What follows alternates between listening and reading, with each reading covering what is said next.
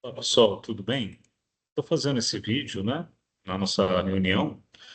Até o momento, a gente não tem nenhum aluno, né? Vamos, aguardar. Enquanto a gente está aguardando, eu vou dar uma geral no nosso material, ok?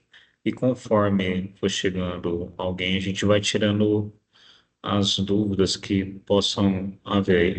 Eu queria só mencionar alguns pontos, né, antes de eu começar a ler a Agenda 3 aí, explicar para vocês. É sobre algumas perguntas, né, com relação à tecnologia que a gente está usando, né, o .NET. O MAUI, ele é necessário para ser usado nesta disciplina. Então, a gente não pode abrir alguma exceção com relação a isso, tá? Então, eu estou pedindo para que todos, né, eu sei que não são todos, acredito que são uns 3 alunos, mais ou menos, que me questionaram sobre a utilização de outro tipo de ferramenta, mas a proposta não é essa, né? Ela tem que ser o .NET, né? Então, se você está usando outro sistema operacional, tente virtualizar o sistema operacional. Se você está tendo algum tipo de problema com o computador, né? Tente resolver esse problema no computador em si para fazer com que essa aplicação rode no .NET. Tudo bem? Tem vários vídeos, inclusive eu deixei em um dos fóruns um vídeo inicial lá, né, no semestre passado, que talvez vai relembrar vocês, orientar vocês como fazer uma nova instalação que possa resolver o problema que algumas pessoas estão enfrentando. Então é importante seguir passo a passo, né? Então desinstale o .NET, instale novamente, verifique a existência do SDK, né? Verifique se você colocou a biblioteca do .NET MAUI para poder fazer o desenvolvimento. Se você não coloca essa biblioteca, ele não vai aceitar mesmo a aplicação. Então, na instalação, ele já instala o SDK, que é um pacote de todos as bibliotecas, as classes que você vai utilizar para estar desenvolvendo tranquilamente, sem problema nenhum, tá bom? Então, essa é a dica inicial e eu peço para vocês. Outro ponto também que eu vou aproveitar, né, esses 5 minutinhos ainda, que vocês, quando enviarem as atividades, verifiquem seu GitHub, verifique se o GitHub está público, não deixe GitHub privado, porque eu não consigo verificar o código de vocês. Verifiquem também a questão do enunciado da atividade. Se pede no enunciado, por exemplo, que é necessário realizar um vídeo explicativo, ou se você quiser usar um celular para filmar a tela do computador, não tem problema nenhum. Mas a gente precisa do vídeo. Quando for solicitado ele, entregue o vídeo, tá? Então, são esses pontos que eu acabei verificando aí nas outras atividades. Tudo bem? Então, vou dar uma geral. Então, por enquanto, realmente não temos ninguém, né? Então, só para a gente repassar o material, então, é importante aqui a gente entender. Ah, e outra coisa também, aproveitando, na Agenda 2, eu acho que ficou muita dúvida, né, com relação à atividade que deveria ser gravada ou não, mas era justamente a gravação de uma explicação do que foi feito. Então, não teve novidade nenhuma, mas a explicação valia a nota, né? Explicar os códigos que foram desenvolvidos. Era esse que era o objetivo da atividade 2. Eu expliquei isso no fórum também, tá? Agora, vamos focar aqui na agenda 3, então. Na agenda 3, a gente segue com a questão do SQLite, obviamente, né? A aplicação ela tomar forma e gerando aí inserção, deleção e outras ações que a gente vai ter, né?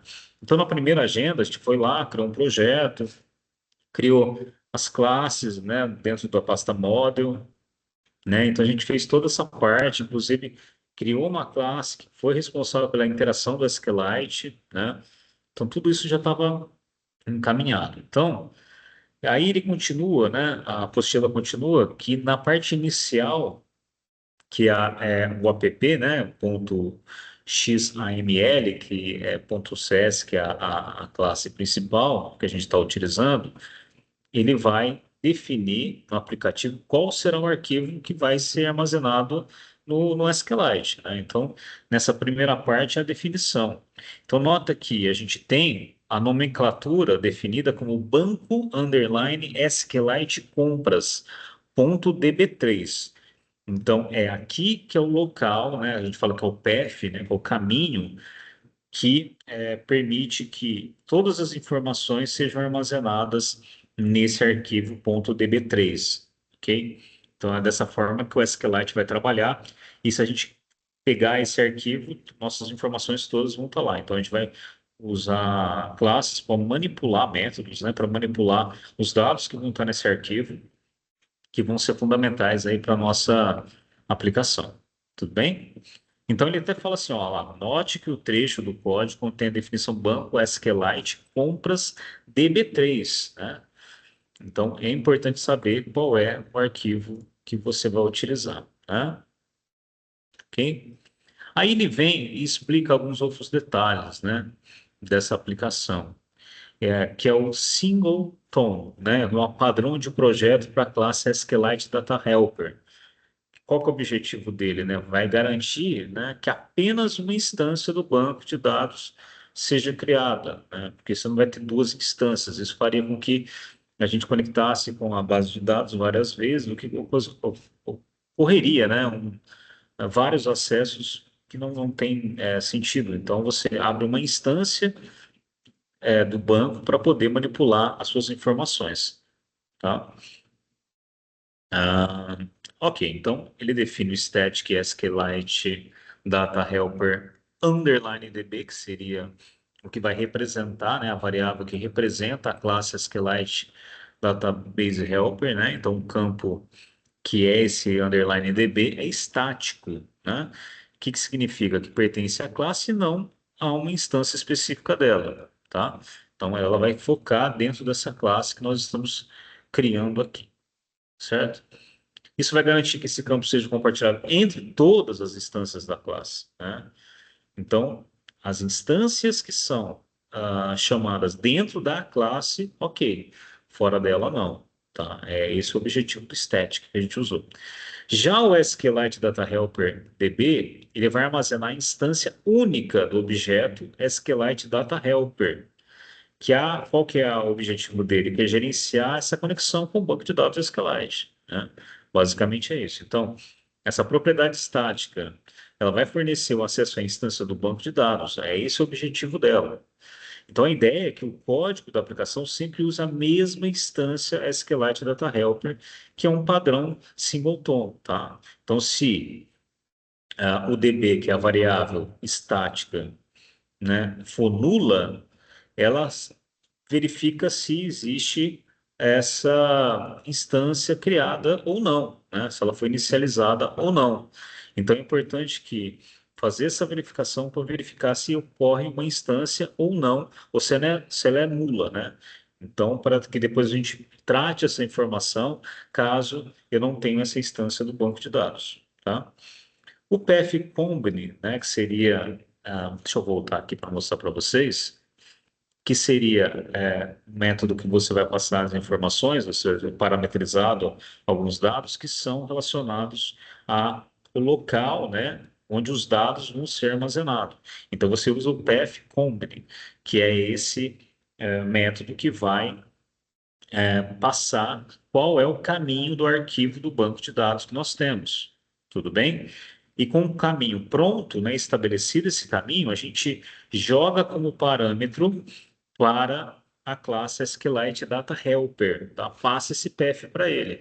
Passando esse path para ele, a gente vai entender que toda vez que a gente for manipular dados no banco, ele vai pegar desse caminho estabelecido aí. Tá bom? Ah, então, ele vai gerar o caminho do arquivo do banco de dados. Bom, eu já expliquei para vocês, né? Ok? E aqui ele está falando também que é importante dizer, né?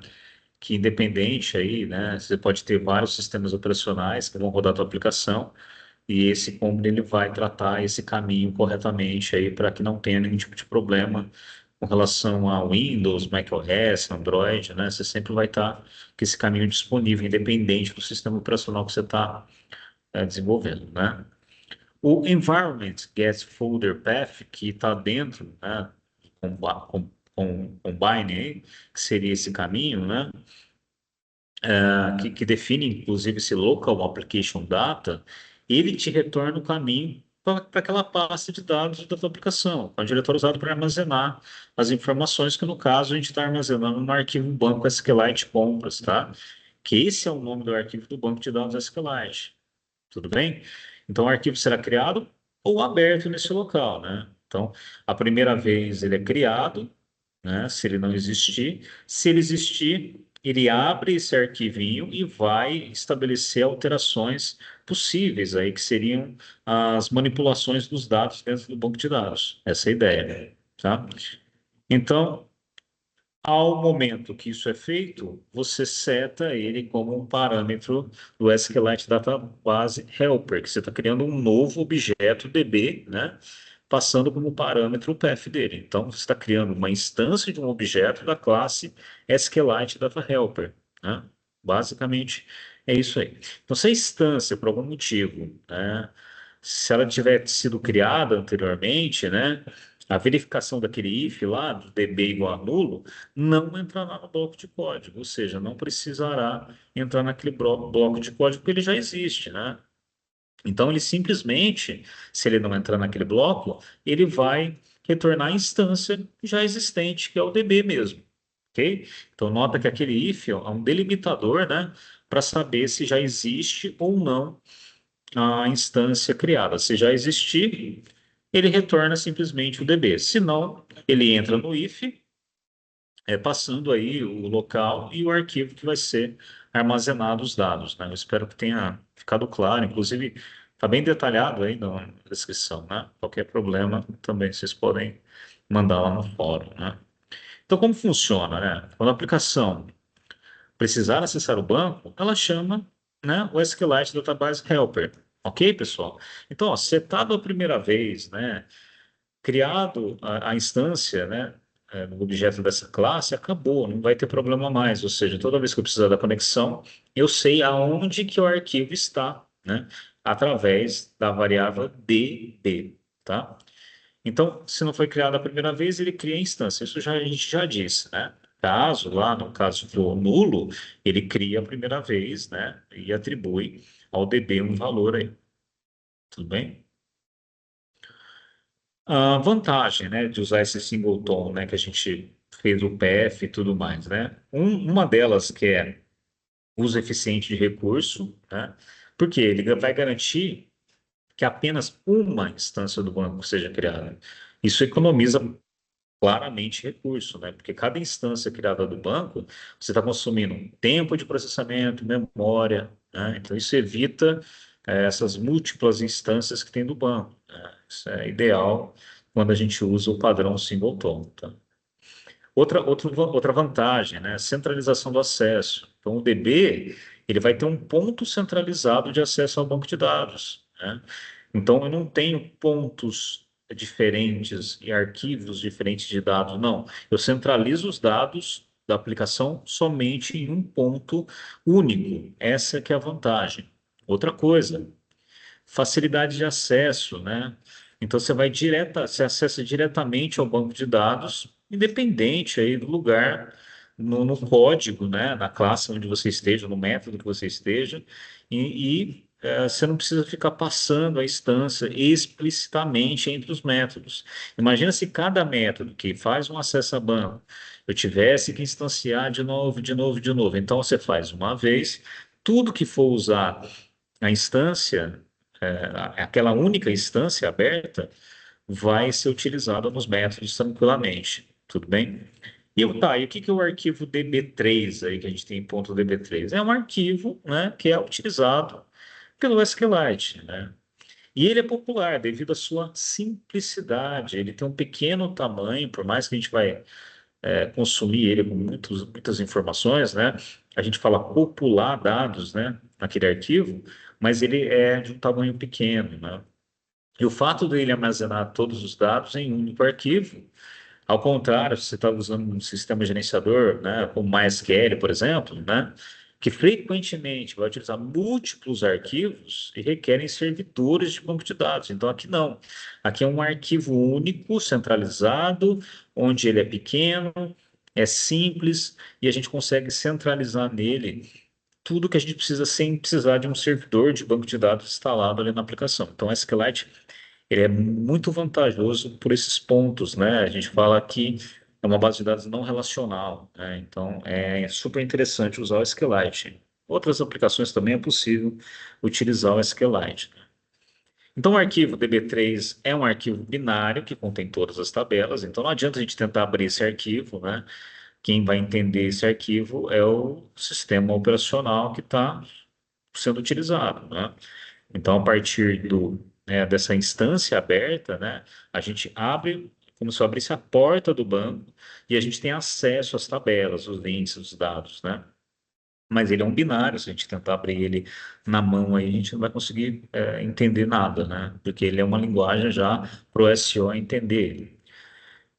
O SQLite, por ser um banco de dados embutido, que a gente fala, né, armazena todos os dados em um único arquivo, né? Então não tem servidor, foi o que ele falou ali em cima, não tem servidor de banco de dados, ele já é nativo, ele já está embutido no aparelho, no sistema, né?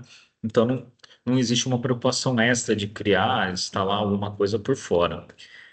A extensão DB3 ela não é obrigatória, né? Você pode usar qualquer nome de arquivo. Então, geralmente, o que você acaba colocando é .db, .sqlite, mas aí, né, ele é frequentemente utilizado, né? Tem meio que uma convenção utilizar o DB3, ok? Então, o nome do arquivo ele pode ser qualquer string válido, né? Você tem lá a extensão DB3, é apenas uma convenção, né? Você pode usar da maneira que você quiser. Conteúdo do arquivo DB3, você tem lá tabela índice, triggers, views, dados. Eu acredito que vocês devam estar vendo, né, em alguma disciplina, triggers, views e tudo mais com relação ao banco de dados. Então, olha que interessante, o SQLite é uma ferramenta poderosa, né, de armazenamento e ele tem também suas triggers, views, né, você cria uma consulta que vai virar uma view, porque essa view é algo que é uma consulta frequente, né, que vai envolver várias tabelas. Então, criando a view, você economiza. Deve estar vendo isso também nas outras matérias. É a trigger, nada mais é do que disparar, né, uma ação conforme uma inserção, uma alteração é feita dentro do banco. É possível criar gatilhos, né, para que sejam feitas outras coisas, né? Conforme o curso vai avançando, vocês vão poder enxergar isso melhor, né? Ah, aqui ele fala que o DB3 ele pode ser, né, ter diversos dispositivos, como disse, locais, servidores, sistemas de arquivo. Então, esse arquivo, né, ele pode estar habitando aí dispositivos diferentes, é isso que ele está comentando. Claramente usando SQLite, né? Tudo bem? E a questão da portabilidade, né? Uma das vantagens de usar o SQLite é a questão da portabilidade, já que ele é independente da plataforma. Então, quando a gente usou o PF lá que eu comentei, né, independente do sistema operacional que você está usando, ele é capaz de entender aonde ele procura aquele arquivo, né? O SQLite, as bibliotecas que usam o SQLite vão entender esse arquivo, independente do tipo de SO que você está utilizando. Então, é muito vantajoso justamente pela portabilidade que ele tem, né? Ok?